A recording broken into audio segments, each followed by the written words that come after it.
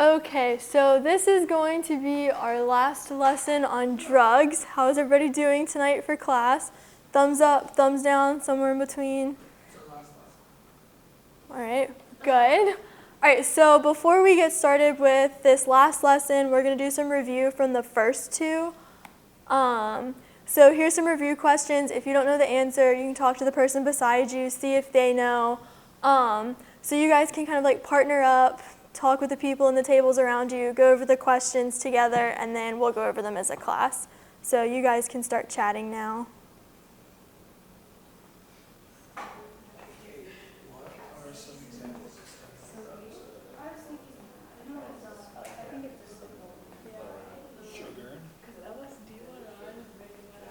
Lacrosse. Close. Peer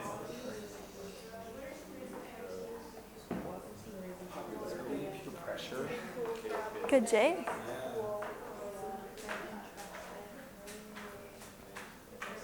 What are some things you can do or say to someone if you're being peer pressured? Good, Kate. What about anything else? No. Or you can turn it on them and say, are you happy about doing this? All right, it sounds like we've gotten through all the questions. Has everybody had a chance to talk about all three?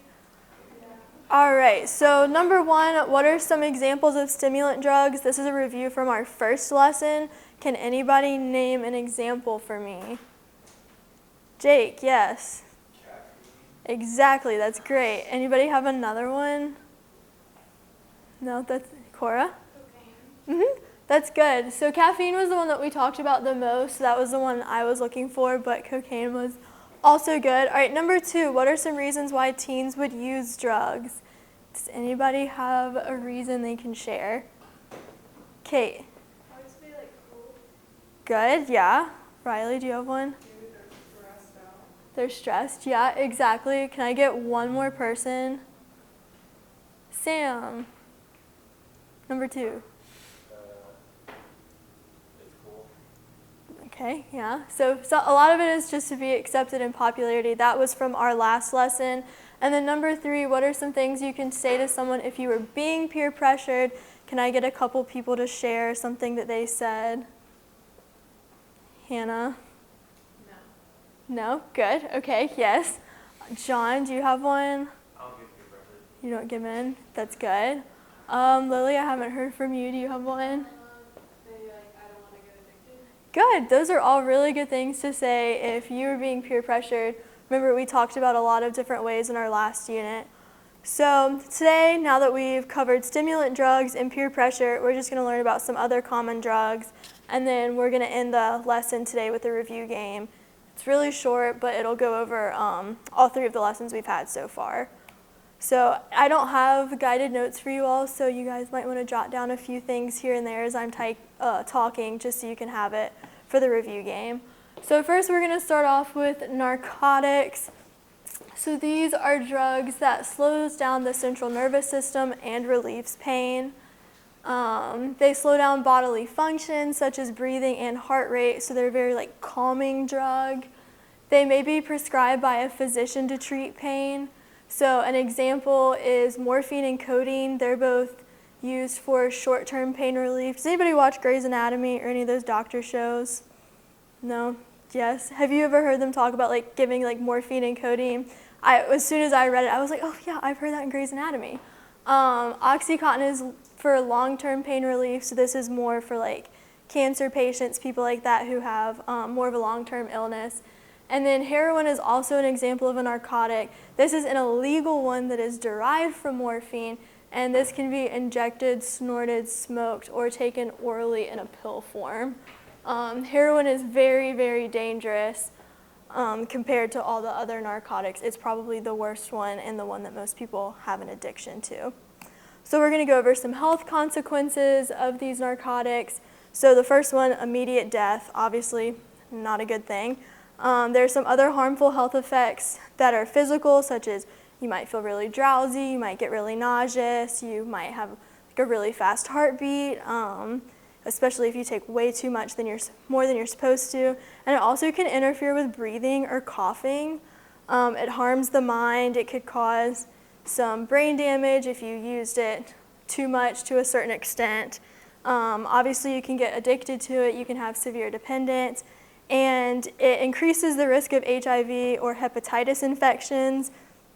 This is obviously only if you inject it, but and it can also increase the risks of accidents, violence, and crime if you're under the influence of any drug. That is true, but especially narcotics. So now we have hallucinogens. So this drug causes hallucinations, hallucinations, it's in the name. So a hallucination is an imagined sight, sound, or feeling. The effects can last several hours or even up to several days. It just kind of depends. There are two common hallucinogens, LSD, which is found in forms of powder, tablets, or liquid capsules. That's probably the most common one that most people have heard of. Some side effects of that specific form is dilated pupils, flushed skin, a rapid heart rate, and an increase in body temperature. So you might get really sweaty and clammy. PCP is another one. It can act as a stimulant, a sedative, hypnotic, or a painkiller. It can be found in forms of liquid, powder, and pills. And some side effects would be feeling restless, disoriented, anxious, angry, aggressive, and invincible. So when I say invincible, I mean that when you're under the influence of that certain drug, you feel like you can do anything. You don't really have much of a thought process like, oh, I shouldn't drive right now because I'm under the influence of something, or you think that you can jump off a building. Obviously a very exaggerated example. But when you're under the influence, you really don't have any control, and you may feel like you do, and then get yourself into a really bad situation. So some other health consequences we didn't cover: harm to the body, so nausea, loss of muscle control, chills, sweating, stomach cramps. You can have an increase or a decrease in heart rate. You could also have an increase or decrease in your body temperature, blood sugar, and blood pressure. These harm the mind. Obviously, a hallucinogen, it affects the mind the most, so there can be some long-term effects with that as well. You can become dependent and addicted. There is also, like with the other one, an increased risk of accidents, violence, and crime, especially if you are feeling invincible or whatever. So marijuana, I'm sure everybody has heard of this. Everybody heard of marijuana? Yeah. So this is made from the cannabis plant, which contains THC. So that's what the picture of is what you typically see is the logo for marijuana, because that's what the plant looks like. So THC is what causes the psychoactive effects. So that's the main ingredient for marijuana. So there's a couple ways that you can have this drug. You can either smoke it or eat it. Typically it is smoked in a joint, which is like a marijuana cigarette, but it is becoming more common now in e-cigarettes. And it can also be baked into foods, most commonly brownies and cookies, but it is typically made into gummies as well. And it is a lot more potent today than it used to be. And because of this, that means the side effects are a lot greater now because the drug contains more THC. So the reason I bring up the thing about the baked goods is because a lot of people don't know that. How many people have seen a TV show or a movie where somebody accidentally eats some kind of a baked good that has marijuana in it? Yeah, I've seen several like that. And so this is especially important to know that it can be baked into foods, especially if you have small children. I know a lot of times around Halloween, people are very cautious of getting handmade things because you never know what you're getting.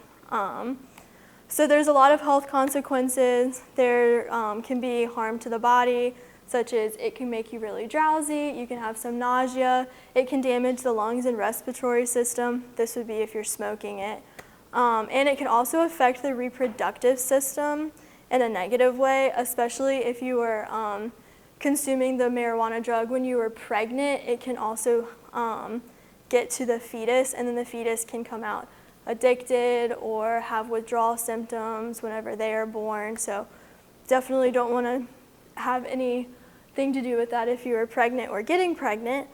It can harm the mind. You would have impaired concentration. This is not just while you were under the influence. This can even be after the influence because it affects a lot of the things in your brain. You can become addicted. It also can increase the risk of HIV or hepatitis, and you can have an increased risk of accidents, violence, and crime. Like I said, for all of the drugs, that's going to stay true. We have inhalants. This one I thought was really interesting because there's a lot of things that you wouldn't think could be commonly used as a drug that can be used as a drug. So these inhalants are chemicals that can affect the mood and behavior when they are inhaled. Most inhalants are chemicals that are not produced to be a drug. So these are just like little household things that somebody might find and realize that you can get a high off of. So these produce a quick high by either huffing or sniffing. So I have a few examples: nail polish remover, furniture polish, gasoline, glue, hairspray, lighter fluid, markers. There's like your felt tip markers, like a Sharpie, or like those little like Mr. Sketch smelly ones.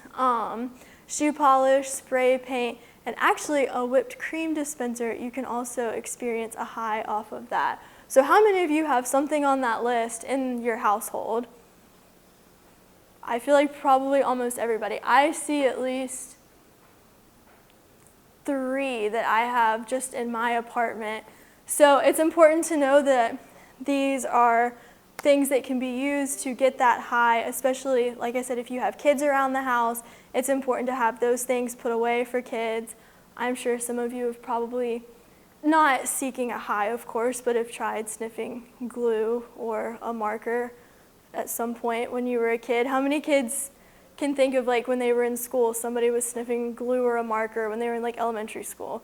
Yeah, I saw Jake sniff a marker a couple weeks ago. I mean, people just, yeah, it was in this class actually. So these are good things to remember to keep these away from children, especially because they might get curious. They might see, oh, I can get a high from this. So definitely keep these things put away. So some health consequences: immediate death, depending, obviously you're sniffing some really harmful chemicals and you don't want to get all of that into your body. It can mess up really bad. You can have seizures, you can experience some nausea, obviously a headache when you're consuming all these chemicals. You may experience some dizziness, you might have reduced oxygen flow to the brain, which is not a good thing because that could it could impair how your brain is working if you're not getting enough oxygen. You could also end up having some permanent brain damage from that, and you can even suffocate, which obviously not a very good thing. It can harm the mind, and you can have severe dependence, and of course, an increased risk of accidents, violence, and crime. So here is our biblical integration for today. So it is from 1 Corinthians 3:16. Do you not know that you are God's temple and that God's Spirit dwells in you? I feel like this one is really relevant in the topic of drugs overall, just because we are all God's creation. Our bodies are meant to be a temple, so we are supposed to take care of them. And by using any of the drugs we discussed, we're not taking very good care of our bodies, and we're not honoring the fact that we have God's Spirit in us. We'll do a game in a second, and then here's the references if anybody's curious. So we're going to do a Kahoot today. This is review from all 3 lessons. So if anybody needs like a little refresher on anything, or if anybody wants me to go back in the slides really quick, we can. The first lesson, remember, was on stimulant drugs. So we talked about caffeine being a stimulant drug and a lot of those effects. We also talked about like cocaine and some of those things. The last lesson was mostly on peer pressure, so everything from that will be more like peer pressure related. Also talk about some of the risk factors and protective factors. And then of course for this one was just some other common drugs. So does anybody have any questions or need a little review before we get into the game? No? Everybody looks good? Okay. So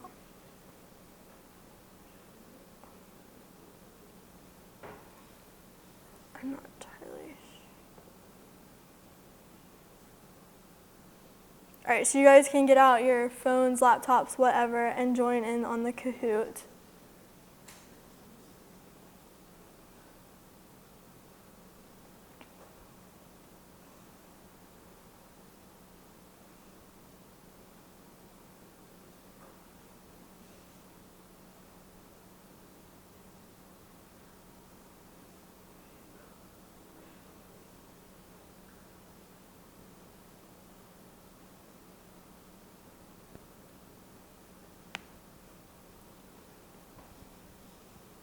All right, we're still waiting on a couple and then we'll get started.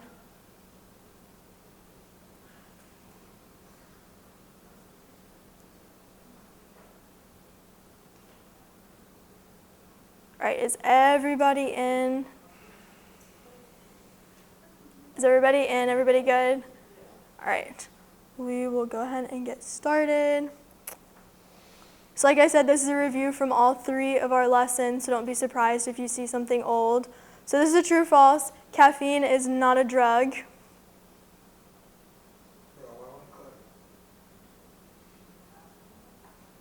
Now it worked. Good. Okay, obviously you all got that one. That one's pretty easy. So obviously caffeine is a drug, so the answer was false. Kate's right behind Sam. All right, this one's multi-select. Which of these is a stimulant drug? So you have cocaine, alcohol, ephedrine, and methamphetamine. Yeah, you can select multiple. Let's go. Okay, so we had a few miss this one. So cocaine, ephedrine, and methamphetamines were the ones that we covered. Alcohol is technically considered a depressant, so that's why it's not included as a stimulant drug. Does that make sense to everybody? Heck yeah, it does. Perfect. Oh yeah, get me up there. Oh, my name's at the top. All right, true and false. Cooking methamphetamine produces chemicals that are harmful to the surrounding community. This is from the first lesson. Good. All right, nobody missed that one. That was good.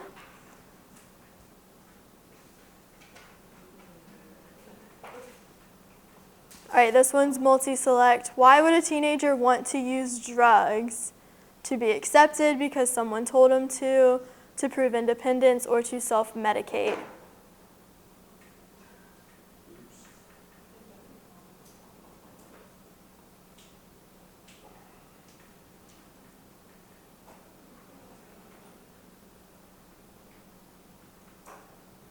It was all of them. So Darn it. all of them are reasons why a teen would be influenced to use drugs. Are there any questions on that one? No? Okay. All right, what is a risk factor for drug use? We talked about this in our previous lesson.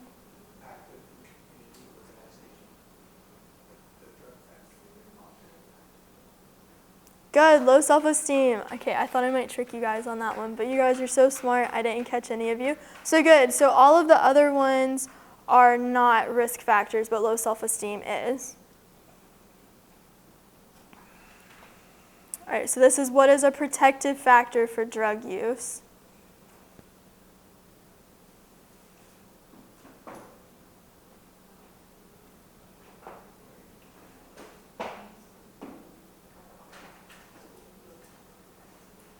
There's only 6 people.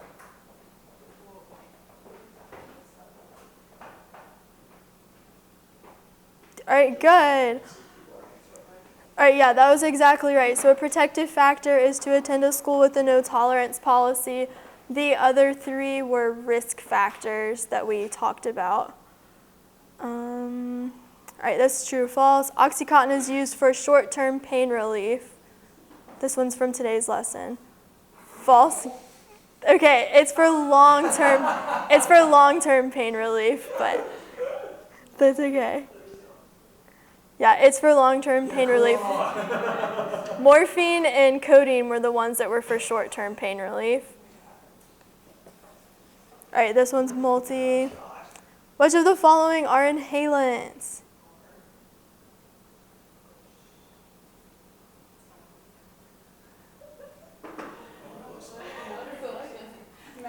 Wow, all of you picked all of them. You guys are good listeners. I think everybody got that one right. All right, last one. Marijuana can be smoked in an e-cigarette. True or false? No! Well, the answer is true, and I switched them up, so. I knew that too. Hey, it makes it more fun that way.